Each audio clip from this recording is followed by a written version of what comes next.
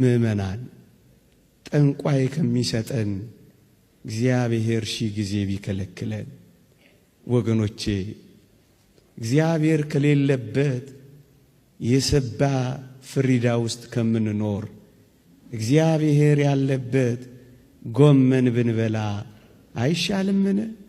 ግድ የለም አንተ የሌለህበትን ፍሪዳህን ውሰደው። ወገኖቼ ከሰይጣን መሳም የአምላኬ ቁንጥጫ ይሻለኛል ማለት ምንኛ የከበረ ልመና ነው። ወገኖቼ ይህች ዓለም ማር ከምታቀርብልን ይልቅ እግዚአብሔር መራራ የለውም እንጂ መራራው እንዴት ይጣፍጣል። ለዚህ ነው እኛ እግዚአብሔርን የምንጠብቀው የሚሰጠን ነገር አሁን ያልሰጠን እግዚአብሔር ለኛ ጥቅም ስለሚያደርገው ብቻ ነው። ወገኖቼ አንድ ሕፃን ልጅ ቢላ ይዞ ሲጫወት ብናየው በእርግጠኝነት ቢላውን መንጠቃችን አይቀሬ ነው። ወገኖቼ ምናልባት የምንጠይቀው ስለት ምናልባት የያዝነው ቢላ ቢሆንስ? በቢላ ልጅ ሲጫወት ዝም ትሉታላችሁ?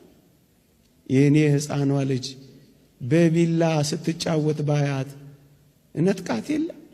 ብትነፈርቅስ ትነፍርቃ፣ ብታለቅስስ ታልቅሳ፣ ብትንደባለልስ ትንደባለላ። እናስ ራሷን ከሚጎዳት እኔ ብነጥቃት አይሻልም? እኛ ከአምላካችን በላይ ያውቀን ነው። ወገኖቼ ቢላ ይሁን አበባ ይሁን ለማወቅ የቸገረን ምስኪኖች እኮ ነን። ወገኖቼ ይጥቀመን ይጉዳን የማናውቅ ደካሞች እኮ ነን። እኛ ከአባታችን በላይ ለምን ቢላ ሊያስኩም ብለን መጫወት ከፈለግን እንዴት ከባድ ነው ወገኖቼ። እግዚአብሔር አሁን ከእጃችን ላይ ሚነጥቀን ምናልባት ቢላ ሆኖስ እንደሆነ እግዚአብሔርን በትዕግስት የምንጠብቀው ወገኖቼ አሁን የማይሰጠን ለኛው ጥቅም እንደሆነ ስለምናውቅ ነው። መጠበቅ ማለት ሲሰጠን ብቻ አይደለም ሲከለክለንም ጭምር መጠበቅ ነው።